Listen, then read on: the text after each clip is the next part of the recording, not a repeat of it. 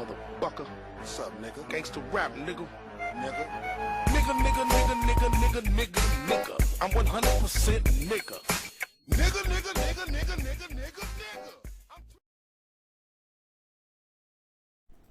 And we are live for as long as this will be allowed.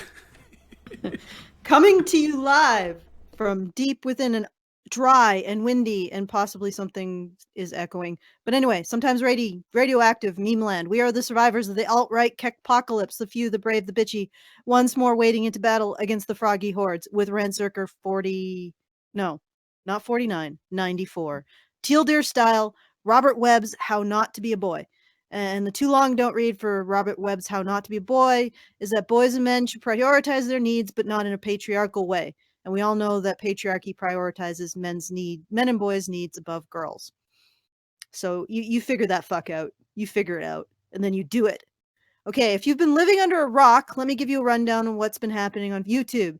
Google doesn't like our kind and has been reducing our ability to use its platform to advance our free speech. If you don't want to wake up one morning and find Honey Badger Radio gone, I suggest you go over to the RSS aggregator I set up at badgerfeed.com and sign up for notifications. Also, this stream will be gamified. What that means is we will go through one of Robert Webb's many, many little poops that he's sprinkled all over YouTube. And then after we're done that, there will be bonus content. Instead of ending after the first video, we'll continue on a second one, another little poop, one of little Robert's poops, as long as you supply us with super chats so we have a reason to process his shit.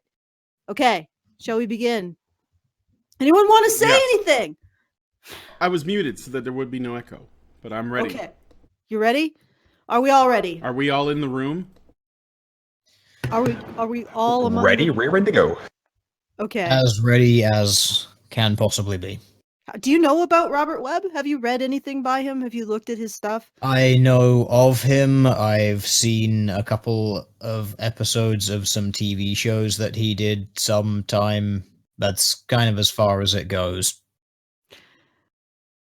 Okay. Okay. Well, we're gonna go further today. Let's do it. Much further. Yes. Thanks, guys. Well, we can make you age even more than that because we've got a picture here from when you were a little boy. Great. Yeah, I don't Zorro. I don't mind Zorro. Yeah.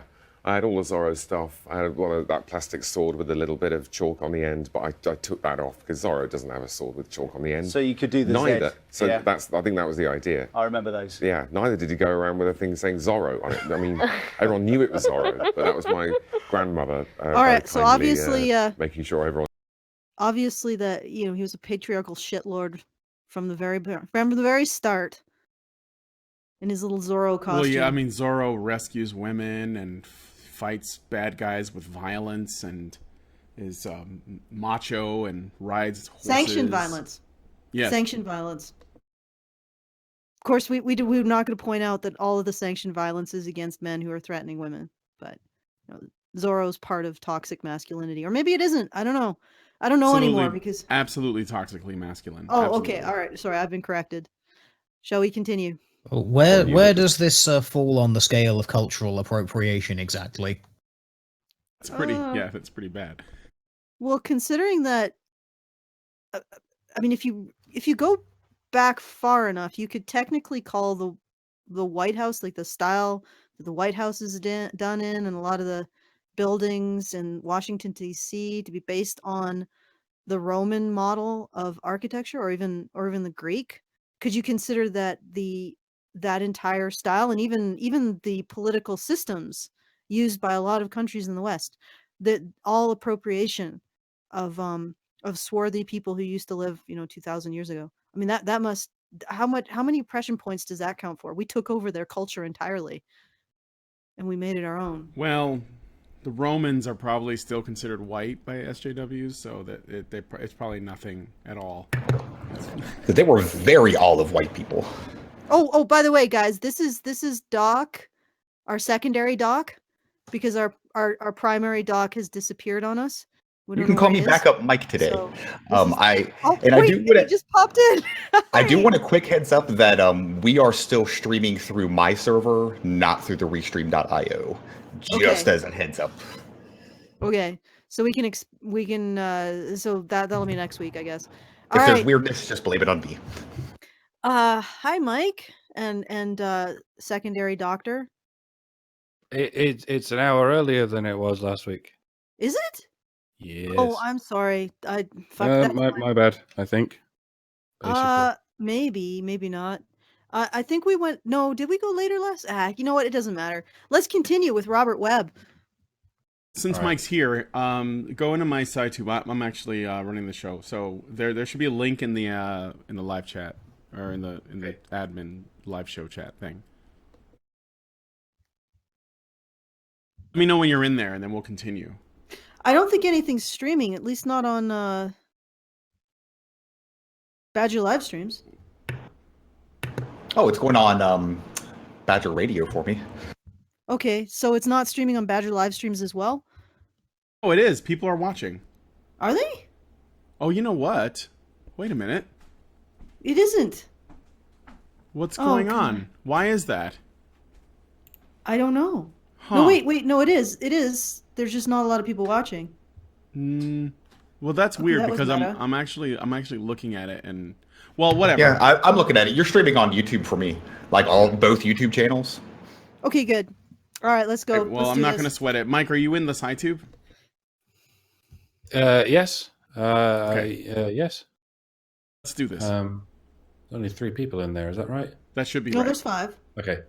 The Zorro costume was Zorro, yeah. Oh, that's sweet. Why have you written a memoir now?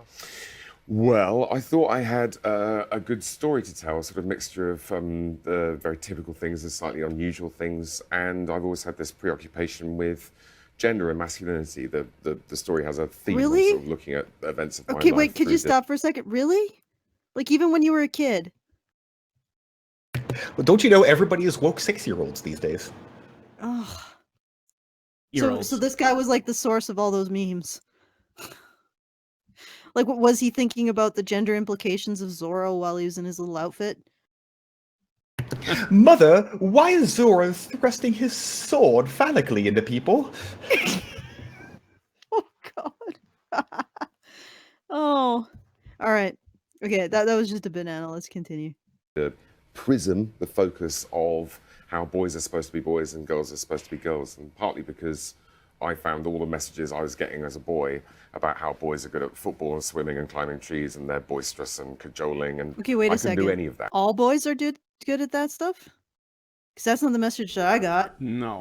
Peripherally not being a boy, but I did get the message that some boys were not good at those things.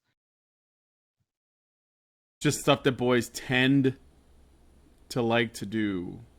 Okay. But that's obviously that's the fact of it. But I guess because he considered himself to be atypical, he's gotta talk about how, because he's atypical, there should be absolutely no trends. There should be no norm because he's out. He would then, if there was, then he would exist outside of it, and that's not right. I think this is usually what it is with this kind of stuff. Okay, let's continue. It does sound like this is going to be the argument, which I have a wonderful image for it. It's a picture of a bell curve with a mean, and then at one of the ends of the bell curve, it has like the sort of 95th percentile and onwards shaded in, and it just says, if the mean is here, how do you explain this over here? You can't. Yeah, you can. It's part of a mean. Just because you're not the mean, that doesn't mean that there is no pattern. Yeah. Yes. So I found it quite a tight fit. So I've always sort of had an interest in it, and I thought I'd approach it through a memoir because that's where it starts. It starts in childhood. And so we've got that picture of you as a little boy dressed as a Dressed as superhero, Zorro, yeah, I suppose, exactly. at the time. But you're saying that was an uncomfortable match? Well, not the TV stuff. I mean, that was all fine because Steve Austin and Zorro and Buck Rogers and Dick Turpin and Commander Koenig and Steel and Logan and Monkey and all of these people. You watched a lot of telly. I watched a lot of telly, and not a father among them, not one. And actually, the other noticeable thing, with the noble exception of Doctor Who, not many problems in life that can't be solved by punching someone. Not a father among them. You really, this is where he's gonna take a stand, is it? Really, there were no fathers on television in I don't know how old that guy is, frankly. Also, don't particularly care. But Goodness, you're this trying to tell guy's me that old. there were no families on television in I think 60s, he's actually younger 70s. than me. That's because the thing is, he went to no, maybe not. Maybe he's a little older. Like he's in his late 30s, early 40s, maybe. And no, he's wrong. There were plenty of dads on TV at that time. And the other thing is, what's the problem? Even if there weren't dads necessarily on TV. Apparently, he's 44. He was born in 1972, so late 70s, early 80s. There were no dads on TV. As I recall, that was actually kind of like the golden time for like the super together family nonsense kind of things, Yeah, like those kind of the idealized family, which then the fluffy The sitcoms. Simpsons, like a couple of decades later, really subverted because it was that ridiculous. And also, this is the guy who was, well, he's British, and we've had things like EastEnders and Coronation Street for, well, a lot more before the 70s. Yeah, we've had dads on TV.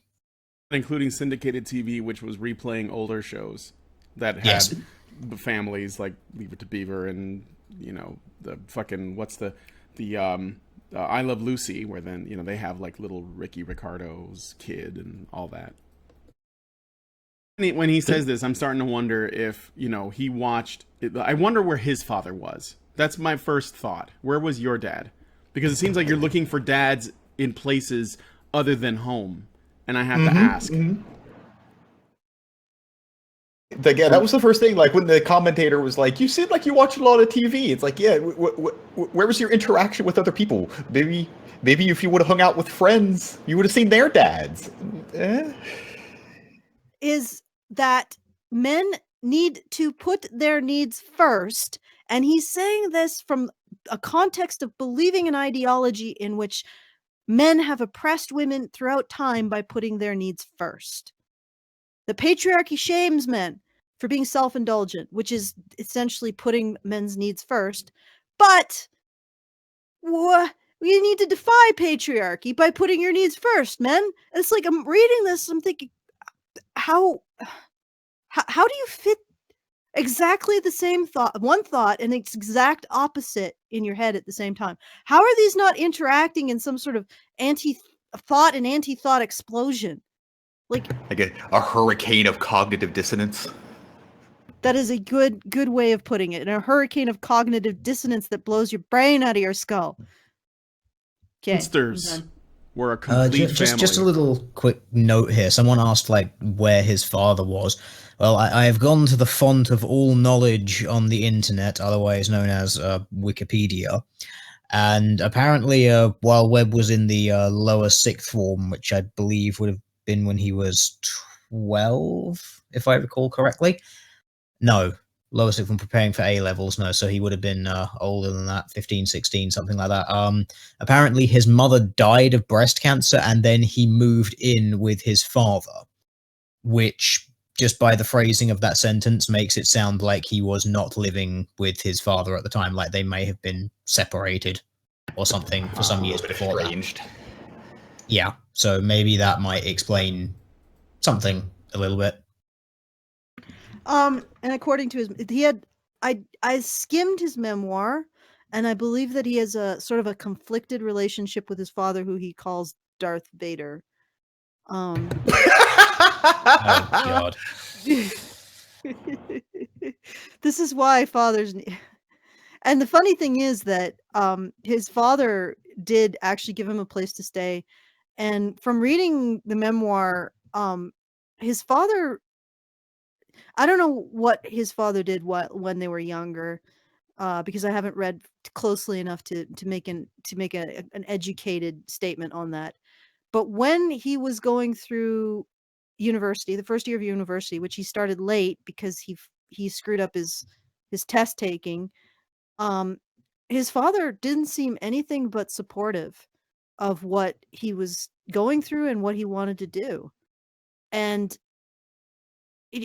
I mean, occasionally his father said, you need to clean up, and make sure, the toilet's clean when my lady friend comes over and shit like that. But other than that, his father was pretty supportive.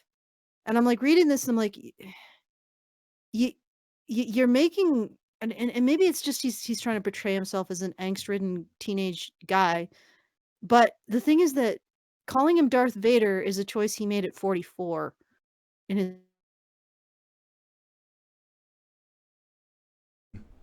Alison?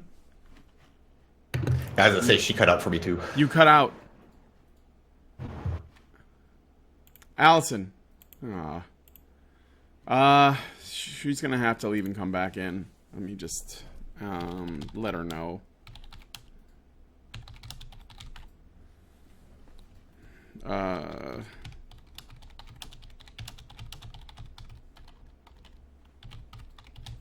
All right.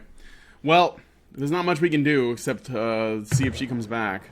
I'll go ahead and continue the video in the meantime, but suffice to say, it sounds like he has daddy issues, which doesn't surprise me at all.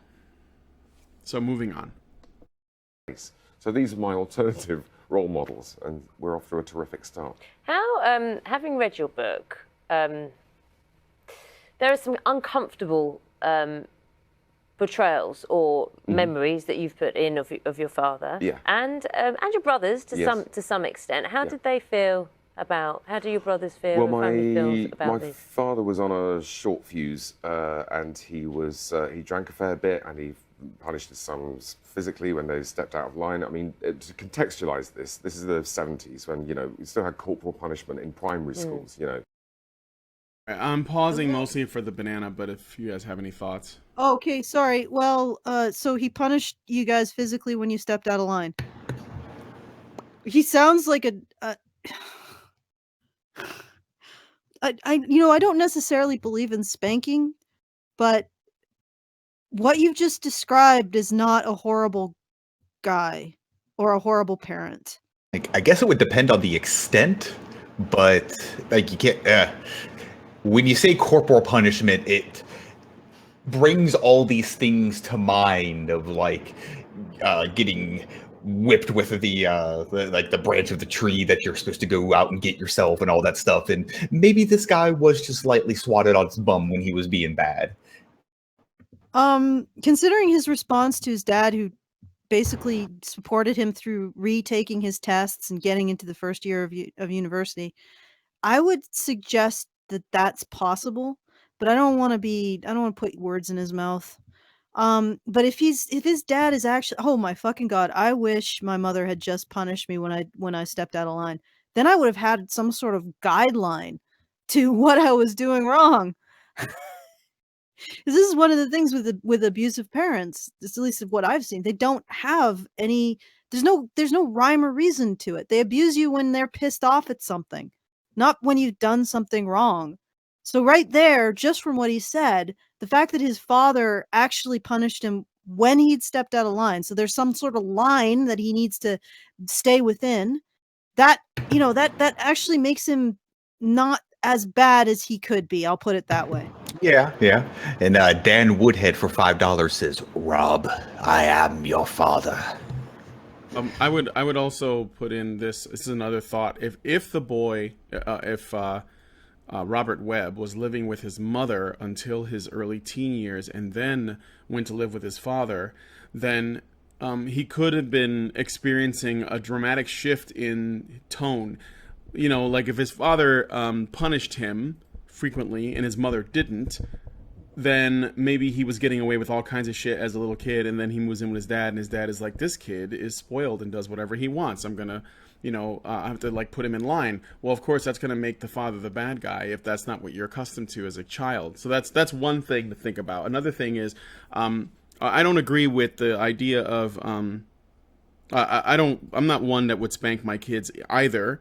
And I think there's a lot of evidence that we now have that bears out that there are a lot of problems that, kids have developmentally. But we are looking at the 1970s where we weren't really thinking about that, and that wasn't really a conversation we had in terms of whether or not spanking is good for your kids. On top of that, though, He says that my dad he drank a lot and he would beat us when we got online. So basically, he's painting this picture, and I'm not saying it's not true because I don't know. I'm going to assume that it is, of the typically alcoholic and violent father. And to that, I would say that while it would appear that, if he is on drinking a lot and he's like lashing out violently, he needs help of his own, or needed help of his own at the time. And that also begs the question, if he was this terrible person that should not be fathering these kids, why did his mother fuck him and have 2 kids with him? His father was apparently not violent. There was a lot of situations where he was trying to play up his fear of his father, which I guess might have come out of him being violent when he was younger. But by the time he was in his teens, the guy did not seem violent at all. It seemed like he wanted to keep a clean house. But it's maybe strict, but basically maybe strict. Yeah. But basically not like his mother was. That's the only thing you could think of. Although what's really hilarious is that, so in the chapter I read, or that I read very closely, Robert Webb talks about how patriarchy stops him from recognizing his needs because it shames him for being self-indulgent, how he needs to live up to the standard of being a breadwinner and all of this other stuff. And as he's building all this up and he's talking about how his father taught him to, the worst thing you can be is self-indulgent and et cetera, et cetera, et cetera. And he's building all of this up. And the payoff at the end is him describing how he decides not to go to the counselor, or what's preventing him to go to the counselor. And it's basically the judgment of his abusive ex-girlfriend and his mother. And I'm like thinking, you sat there and thought about, you were having suicidal ideation, and you're thinking about going to the counselor, but the thing that stopped you was dear old mom, who's deceased. You thought she would judge you for being self-indulgent. And I'm like, it really strikes me that something more is going on here. Because if it's your mom judging you for being self-indulgent from beyond the grave that's stopping you from going to a counselor, I think there's some unexamined shit going on here. And then you have to blame it on your dad. That's what really gets me, is that he built all of this up, and you think that it's going to be like, oh yeah, it was my dad who made me feel like shit for wanting to reach out and get mental health service. No, it was his mom. It was his vision of his mom disapproving of him. And it's like, you just revealed that it's your mom and your girlfriend shaming you that you're afraid of. And that's why you're not recognizing your needs. You've just revealed it. Out making excuses for not seeking self-improvement. Which I understand. I've been there at a point in my life where you before you kind of hit that place where you go seek the help that you may need personally, you might find reasons to go ahead and blame X, Y, and Z before you get to yourself. Yeah. And I'm sure it was excuse making. But what I'm getting at is it was his mother and his girlfriend's judgment that he was afraid of that was preventing him from seeking the help he needed. And yet he blames it all on his father and patriarchy. That's some Freudian shit right there. I'm just saying. Okay. Me? Let's do it. Teachers could come at you with a stick, and that was fine. So he wasn't really doing anything that was unusual for that time and place. And in the rest of the book, I tried to... It would have been unusual for girls, though. Girls tended not to suffer this kind of punishment. So... That's true. There are lots of things to admire about my dad, and the story is really one of forgiveness in a way.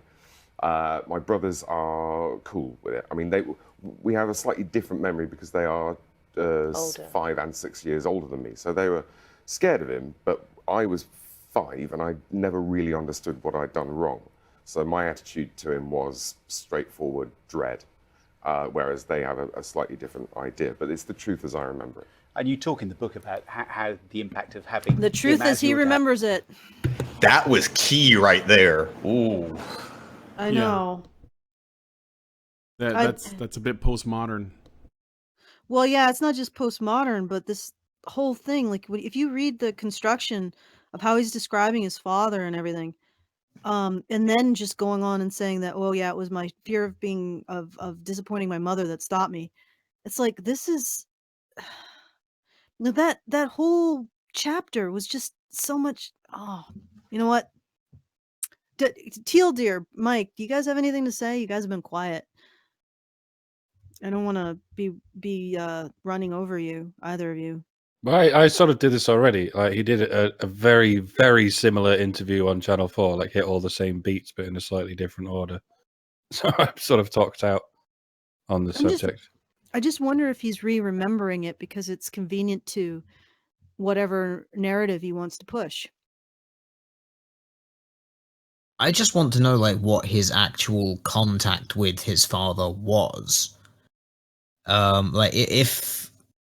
Because I don't know the extent to which his parents were together or not.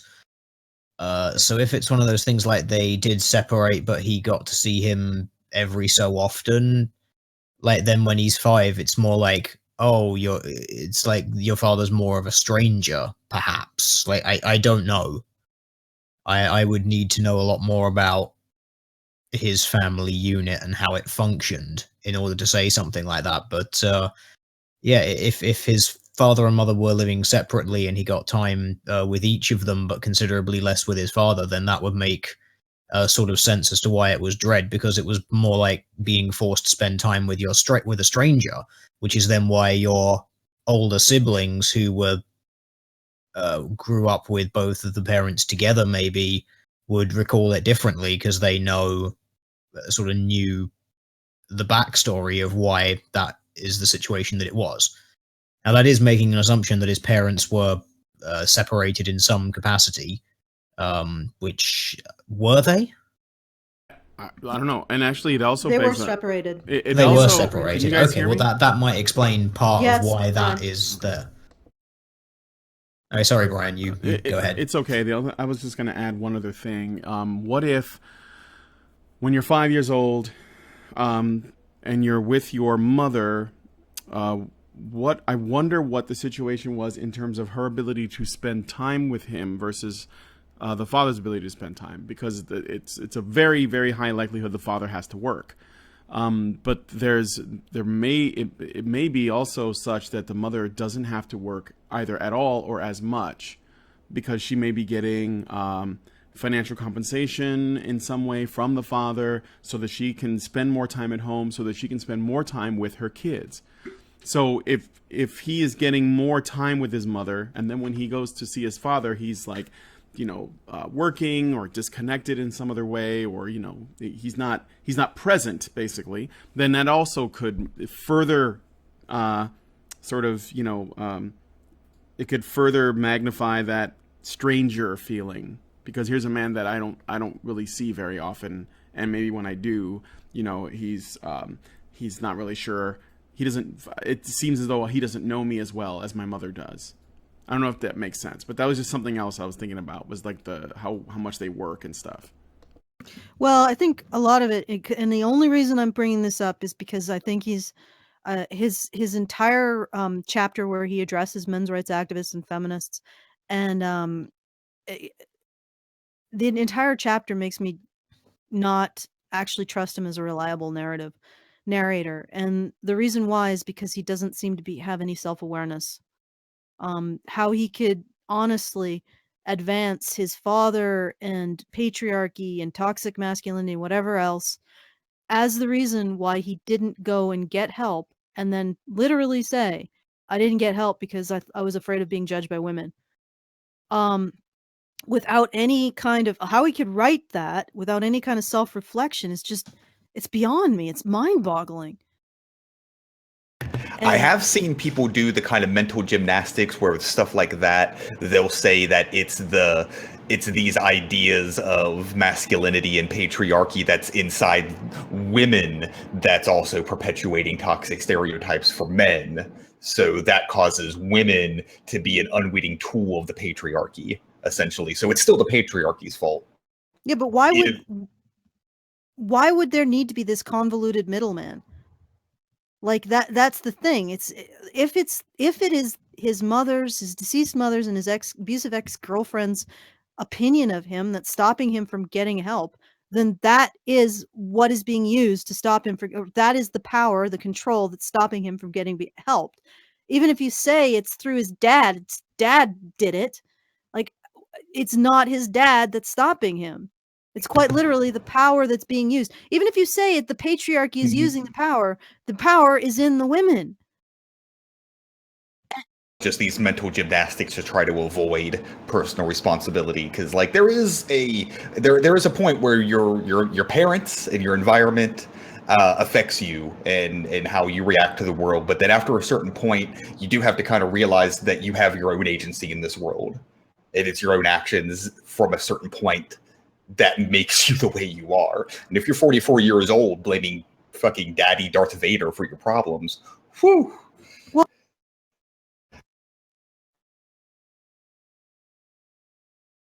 You dropped out again. At the end of the day, blaming Daddy Darth Vader when the person who's the power is actually preventing you from tending to your needs is a woman is going to get you nowhere. It is mental gymnastics. Then they will say, oh yeah, well maybe they're just acting out the patriarchal blah, blah, blah, blah, blah. Well, if men had that power, they wouldn't need to compel women to say these things to men. They would just say them. So no matter what, it's women who are preventing you. Even if it's women who are convinced by patriarchy to prevent you, they're still the ones with the power to do it, and the ones who are doing it to you. And the only way to address that is to recognize it. And if you can't recognize it, you can, if it's women who are doing it, no matter how much consciousness raising and argue and trying to de-bro or whatever the fuck, question toxic masculinity with men you do, you are going to get nowhere in changing these things. That's just my point.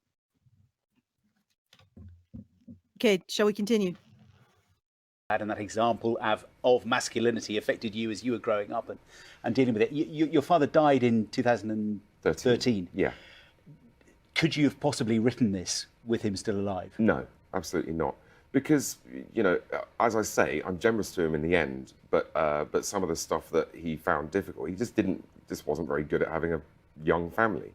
Not everyone is, but the problems he had there, I couldn't just ignore them, because it's sort of part of the story, and it's part of when I became a father. I've never been violent with the children. I'd rather chew my own arms off than hurt either of my daughters. But some of that stuff, the sort of breadwinner. Daughters. See, this is and the other thing is that, like, I just can't get over that one instance. I mean, if it really was his father, why wasn't it the imagined shaming of his father that stopped him from getting mental health? Why is it the imagined shaming of his mother that did it? And if his father was so bad, like, it's just like this entire book constructs this narrative in which his father was, I guess, locked in the man box and forced him into the man box. But the one moment where it was essential for him to show that it was his father that was preventing him from getting help, it was his father's judgment, imagining his father's shame, he didn't. He showed his mother doing it. And it's that one moment that unravels the entire narrative that he's spinning. And I want to know, you say your father was so terrible to you, and yet it is your imagined fear of being shamed by your mother that stops you from getting your needs met, Robert Webb.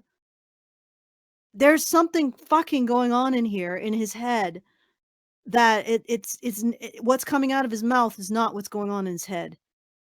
Okay. Shall we name the G word that it is? Oh yeah. No, because Robert would say, he would reject it out of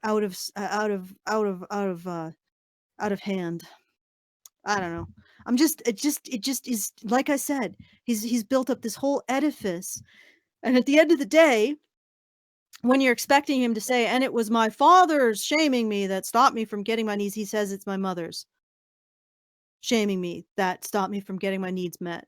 And here he is talking about patriarchy and men, and talks in the boy box and whatever else he can pull out to blame everything on men. And yet he rests on this one pin that's been pulled out of his entire narrative. It wasn't men who stopped him. It wasn't men who stopped you, Robert. It was your mom. It was your mom's shame. Your belief and fear that she would shame you for having needs. That's what stopped you. So everything you're talking about is meaningless. Okay. It's rather telling that a dead woman has more influence over him than living men. Yeah. Yeah. The imagination of a dead woman, that's the thing. And you know what? The funny thing is that of all the people he was, it was the imagined shaming of a dead woman, the imagined shaming of an abusive ex-girlfriend, and most of the men in his life were actually trying to help him. If you look at it in concrete terms, his father was trying to help him in the way that he could. His male counselor was trying to help him. And it was women who were the roadblock between him and getting the help he needed. And this is not something that I don't think he's in a place where he can actually realize it. Anyway. His father is Darth Vader and his mother is a Force ghost. She's more powerful than he could possibly imagine. Oh, we got $5 from the Spence Fencer. He says he's blaming the patriarchy for making him the man he is, who can be shamed by women in that way. So thank you, Spence Fencer. Why would... It still doesn't matter, even if you blame patriarchy for it. Okay. How do you defend against someone who's being punched? You got to actually defend the punch coming. You got to defend the power opposed. You can't just say, oh, well, it's some mystical force that lives outside of this. You're never going to get away from it if you don't address the actual, where the power is coming from. Even if it's patriarchy appealing to the power of women, it's still the power of women to judge and cause this guy to deny his own needs to avoid their judgment. Okay. Gynocentrism. There. Do you want to go? One other thing, Yankees Cap gave us $2 and says, "Are jail people counted in the wage gap?" Probably not. All right, let's keep going. Winning panic. I am the father. I must go out and work, which is fine. I was working, and my wife Abby was working, and with a little bit of juggling, that would have been fine. But instead, I just said yes to everything. Because you've got this thing that you've had modeled for you. I was freaked out and I started drinking a bit more than I had been before. And so, you just have to sort of keep an eye on those influences and just occasionally. Yes to everything. What does he mean by that? I found it useful. I think that he just stepped into like the provider, breadwinner, I will do everything because the woman in my life has commanded it. And now he's, I think, trying to blame the patriarchy for conditioning him to do that. It's not the whole, well, you better do what I say or you ain't ever getting any of this again. And then blaming the patriarchy for possible drinking problems it seemed like might be hereditary? Very possible. Moving on? Wait, I have something to say. So, even if the patriarchy compels you to say yes to your wife, what compelled her to agree with it? Well, like if you had like a bunch of magic beans and you gave a whole bunch to your wife because patriarchy compelled you to do it, what stops her from giving them back to you?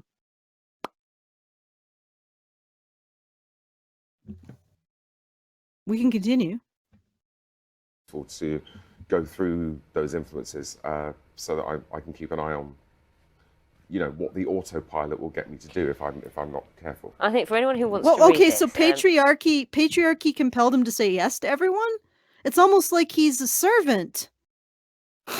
Patriarchy turned him into a servant. What? Is it such a surprise that boy means servant?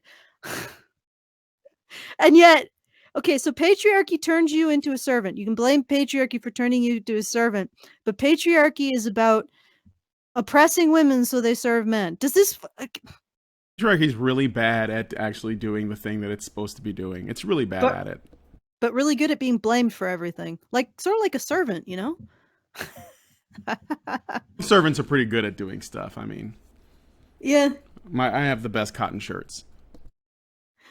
Okay, so do you want to finish this off? Does anybody have any additional points? Thank you very much for coming in, Robert. If anyone wants to read How Not to Be a Boy, interesting because it just shows how you just accept yourself. All right, blah, blah, blah. Is there more? No, it doesn't.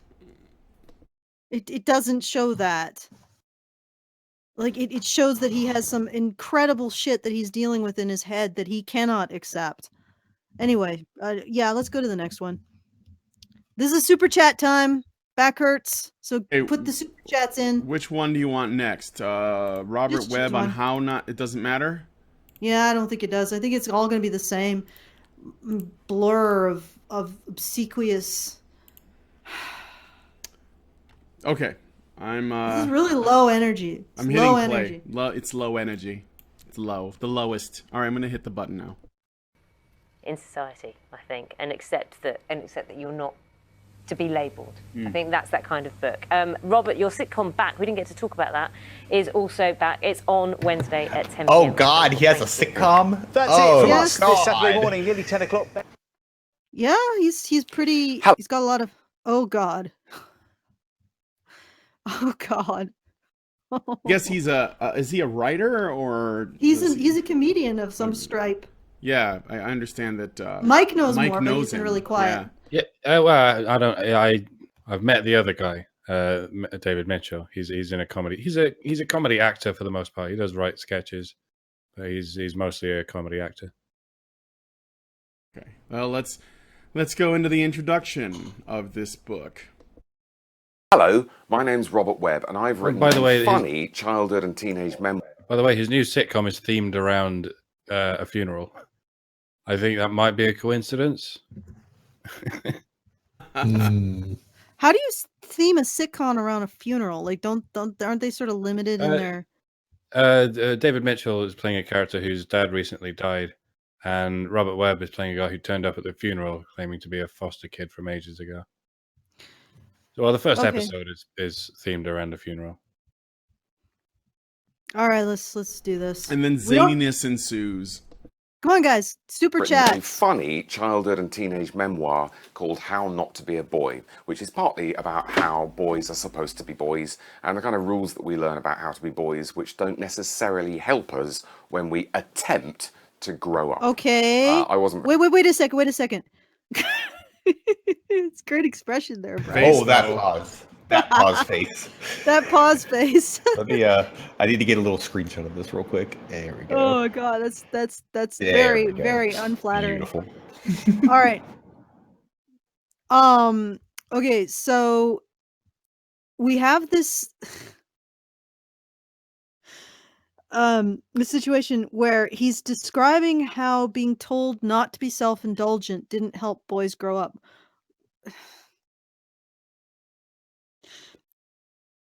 This doesn't make any sense, friend. Like the idea that that patriarchy is teaching boys not to be self-indulgent, to put other people's needs first, is why they're not growing up doesn't make any sense. What do you think adulthood is and growing up? And furthermore, maybe the reason why men aren't addressing their physical and mental health needs is not because they are immature. It's because they have a whole set of other people's needs that they need to address first. And now you're blaming them for not being able to address an additional set of needs, their own, when they've been taught to put their own needs aside as self-indulgent, be shamed if they put their needs first. They've been taught to do that and prioritize other people's needs as a function of their identity. In other words, they have a positive sense of self based on their ability to put aside their needs and help other people. And all of that doesn't help them grow. What is your definition of adulthood if putting your needs aside to take care of someone else isn't adulthood? Okay. Very good at most of the rules about, loving football and climbing trees and swimming and maths and science and all that stuff. I couldn't do any of that. I wasn't cheeky and cajoling and boisterous. I was completely mute. But I did understand a couple of the rules. I called them in the book the sovereign importance of early homophobia and the paramount objective of despising girls. Essentially, hang out with girls and you're gay. And Despising the only worst thing girls. The idea being that So you were taught, you weren't taught don't hit girls and always be you were taught to just viciously beat them to the ground whenever you saw them and then piss all over them or something. Otherwise, you're a gay. Yeah. Can we go back through this again? Just go back about 20 seconds, Brian. Okay. girls listen to and you're this gay again. and the only worst. The worst thing could be being a girl. Well, yeah, because if you are a boy and you're being taught to be a servant, and a girl is being taught that her needs to be put first via all of this bullshit like damseling and all that crap, of course it's going to be the worst thing for somebody who's defined by putting their needs last to be compared to someone who puts their needs first. That doesn't mean that boys aren't actually putting girls' needs first. I think what he's about to say is the only thing worse than being a girl is being gay, which because the worst thing you can be called as a boy in school is gay. Oh shoot! I am which is just noticing which is the a boy time. that doesn't love girls. I actually have to hop out of here because the patriarchy is telling me to go be responsible and work. Damn that patriarchy! But it was great being on. Go defy that patriarchy with some feminist theory. You know? So you all have a work, wonderful but feel show. really guilty about the fact that you're depriving a woman of a job. But also work and pay your taxes. I will wear it as a badge of honor. Okay. All right. Thank you for filling in secondary doc. And have fun dealing with this web of this web of cognitive dissonance that is Robert Webb. You did there. Flash stream. Okay. Thank you again. All right. Let's All continue. right, we have a couple super chats I gotta read through. Yankees Cap gives us $2 and says, "Are the homeless counted in the wage gap?" Well, probably not. I think only people with jobs are counted in the wage gap. Yankees Cap gave us another $2 and he says, "If you're gay, bully girls. Wait, if you're gay, bully girls so they can punch up." And then French Honey Badger gives us $5 and says, "It looks like he took a feminist textbook, used all the buzzwords, and pretends it applies to his childhood." Oh yeah, that's pretty much the impression I got, and sprinkled them liberally all over his childhood. And I'm glad that his father's dead because I don't think he'd be pleased with this being turned into a talking point in a feminist memoir. It did get him interviews on the BBC, and it got him to do promotions for his show, and it got him. He's going to be able to sell this book because God he's talking knows. about the right things. Well, I mean, yeah, and all he had to do was sacrifice, the memory of his father, and God knows that speaks to how he's trying to promote men supporting each other and caring about each other and not sacrificing each other in order to advance in the hierarchy. Oh, by the way, my dad was bad. Give me monies. Give me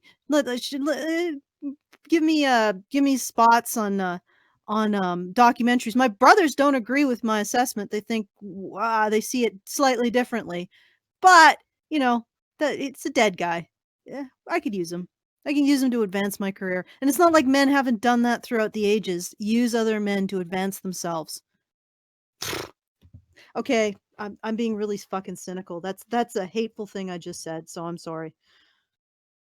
Hang on. Yeah. And the paramount objective of despising girls. Essentially, hang out with girls and you're gay, and the only worst thing than being a girl is being a gay. Okay, so this is like So I a could get- 5-year-old, 6-year-olds, these kinds of kids. So this is all. I thought this was just something that kids did. I didn't realize that it was a sinister patriarchal ploy. Yeah, it's totally not that kids just throw these words at each other that they know that they think are like bad for some reason because they're naughty words and you're not supposed to say them. So you called someone a naughty word. Tee hee hee hee hee. That's literally as far as it goes. There's no grand conspiracy about actual homophobia and things like that. Well, no, Teal dear, I don't think you get it. Robert, it wants to make sure that boys aren't put in a position of too much responsibility too early. That's why he's saying that 5-year-old and 6-year-old boys are expressions of a patriarchy that oppress all of their female relatives. Their behaviors and their actions are expressions of this patriarchy. Therefore, they need to take responsibility. They aren't. I tell you, that sounds stupid. That whole line of logic that I just gave you sounds stupid, doesn't it? No, but this is what he's doing. This is what he's thinking. I don't know how he can fold his thoughts in on themselves like this. Like, boys should not have to take on too much responsibility.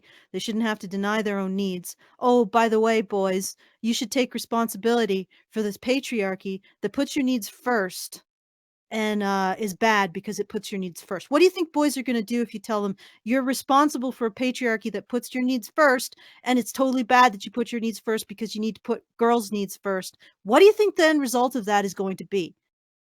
Do you think it's going to be that? And then when you say, "Well, why boys? Why didn't you put your needs first before blowing your brains out?" What do you think the end result is going to be of telling boys this shit? I'm done. Yeah, and it's worth repeating. The worst thing, according to schoolboy law, the worst thing you can be is gay, and a gay man is a man who is sexually attracted to men. So the worst thing you can possibly be is sexually attracted to men, and the second worst thing you can be is a girl, and girls happen to be attracted to men. So what do you suppose the property is that they allegedly despise about girls? It's being sexually attracted. It's to loving men, Rob. It's a good question. I taught from an early age not to love men in any context. But this is patriarchy, you see. That boils the brain cells. It does, but what's amazing is that he shows no sign of having his brain cells be boiled. I mean, at least I assume he can dress himself and get in front of the camera and talk coherent sentences. And yet when you analyze what he's actually saying, it's a bunch of contradictions, like an endless kaleidoscope of contradictions, that how one person can honestly believe without their brains splitting open is amazing. So you're an amazing specimen, Robert Webb. Okay. Get those ones, and then later, as a teenager, I understood the rule about emotional repression, which is a posh way of saying "shut up and stop crying." I got the hang of that. So when I was embarrassed, I got angry. When I was ashamed, I got angry. When I was anxious, I got angry. When I was in grief, I got angry. When I was afraid, I got angry. Okay, wait. All right, so every emotion became anger, except were you allowed to express your anger? Also, teenagers tend to be pretty angry creatures in general. How did that make you different than any girl or other boy who's gone through puberty? Also, I would also want to ask who told you to shut up and not express your feelings? Was it other boys? Was it girls? Was it potential romantic partners? Was it your mother? Has your wife ever done it? Just shut in the dark. Yeah. I don't know. Have your feminist friends ever told you that your feelings don't matter for whatever reason? Have they ever bought you drinking male's tears mug and given it to you? Like this is what's amazing, is that they don't see the implications of their own belief system and perpetuating the very things that they point to and say are patriarchy. Dropped out again. Mid-sentence. That's how I know. Waiting for her to come back. Another thing is, getting angry is a choice. It's always a choice. You don't have to do it. So even if people are telling you, not to be honest to your feelings, you still have a choice as to whether or not you do that. Maybe as a young child, you may not be aware of it, but as you get older, you should know that better. So I'm not buying that. Sorry. I guess we're going to continue the video. Oh, Yankees Cap gave us $5 and says, that guy's an idiot trying to misread anger instead of dealing with it as anger. He also gave us $2 a little while ago and said, loving men makes them race traders. More like gender traders. Alison, you're trying to talk, but I can't hear you. Oh, no. Oh, there you are. Don't know what happened. I just sort of wandered into the void. I don't even know what the last thing I said was.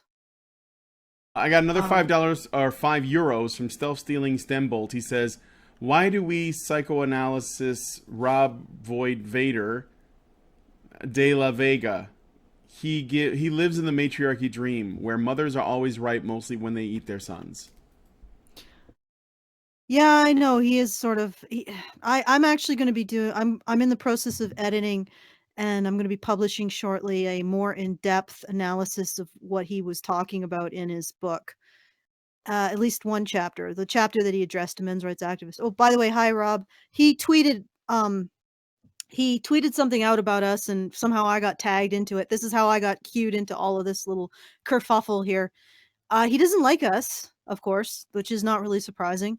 Like I said, I'm going to be going more into that because I think that he is afraid of admitting the power that women hold over him.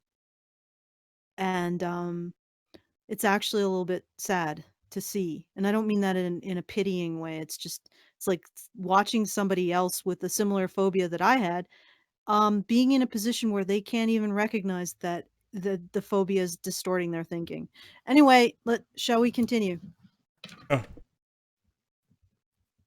He made it as a man unless someone says, what's wrong? And you say, nothing! Really? So it's an entertaining book, lots of funny bits, some sad.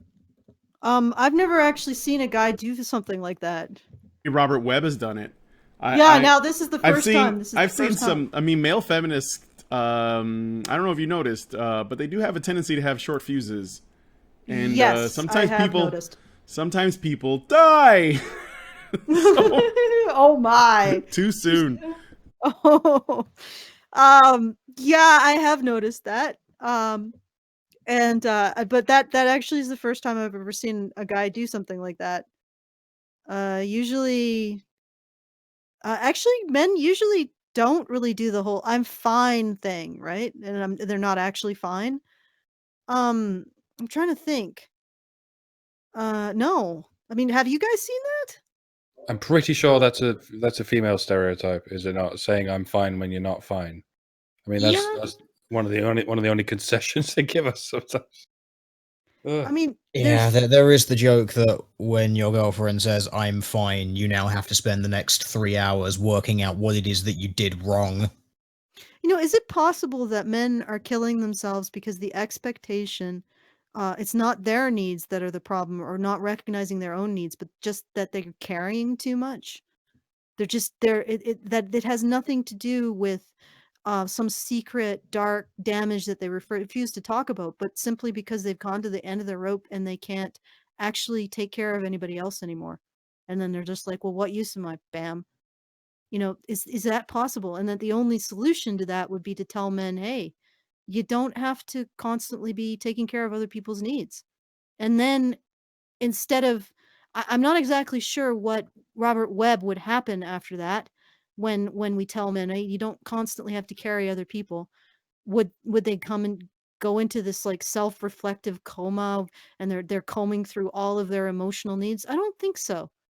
I think that literally, and quite simply, and quite, simply, I don't know what else to say, men are too tired to keep carrying other people's needs. And then at that point, they say, well, if I can't keep carrying other people's needs, what use am I? I might as well take myself out of the equation so that I'm not a burden to anyone. And that's the thinking. And telling men to intuit or sit with their emotions isn't going to change the fact that they're taking responsibility for too many needs. I mean, you don't even have to talk about men's emotions. And to improve the situation, you wouldn't even have to talk about any particular emotions that they're having. You just have to say, hey, you don't need to take on so many needs. And in fact, you have value. You're just in and of yourself. So just take a break and stop taking on so much. And and it's not even an issue of needing. Do you understand what I'm saying? It has not, like, when you're piling rocks that men have to carry onto them, they don't need to stop and talk to a psychologist about how heavy the painful the rocks are. Just takes them off, for fuck's sake. Does anybody Bear understand the what load. Yeah, like thin out the load. Did you guys get what I'm saying, or am I just I get it. full of Yeah. female vapors? Encouraging men to talk about their problems instead of maybe like just helping them solve their problems. Or just reducing the expectation that they solve everyone else's problems or be defined by solving everyone else's problems. There's nothing there to talk about except, hey, maybe men shouldn't be expected to define themselves by solving everyone else's problems. When they can't do that, they can't do that, then there's no use to them. And then they're like, well, I'm just going to kill myself now. And not because I want to hurt people, but just because I don't want to hinder them. Tired of letting people down, basically, right? Yeah, exactly. And there's no deep underlying emotional angst under all of that. There's just the simple fact that they're being overloaded. And the other thing is that how would you expect someone who sees their positive identity in terms of serving someone else's needs and being able to deny their own needs to do it? How can you see someone and judge them for not being able to get past that in order to go to someone to help them? You know,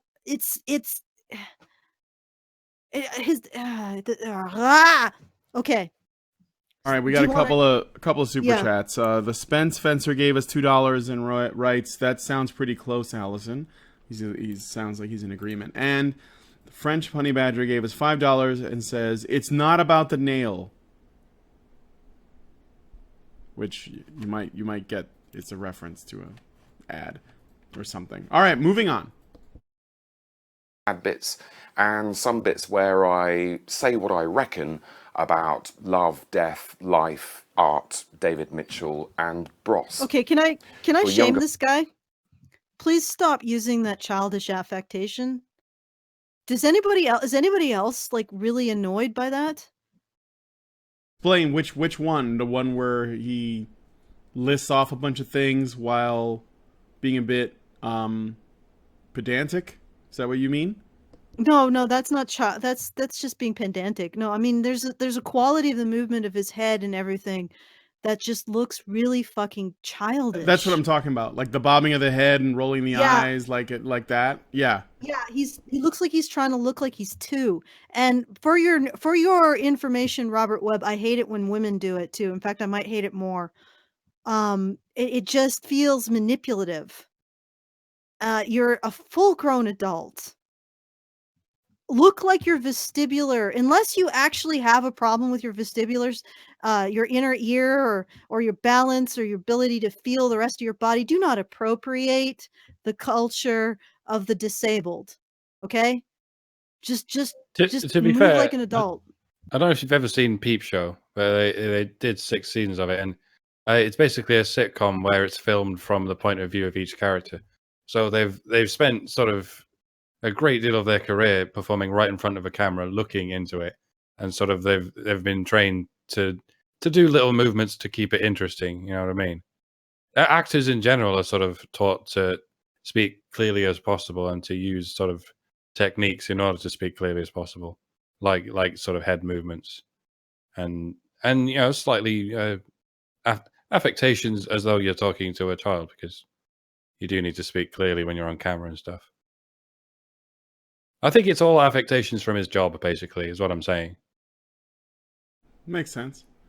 Dwarven Leprechaun gave us $10 and writes, "You just hit the nail on the head." It's not about the nail, goddammit. No, but he says, "You just hit the nail on the head there with the suicide reasoning. At least for me, it's scary how precisely you mimicked what I would think in those times." Oh shit, I just remember I didn't upload a file. Shall we continue? Oh, can you hear me now? Yeah, we can hear you. Oh my fucking god. I have shirked my responsibilities. We have to finish. Yeah, We're almost done. 30 seconds. Well, I mean, do we have a Snapchat up? We could probably beg out, right? For chat, I just got one. I read it online. I read it up on the shit. thing. So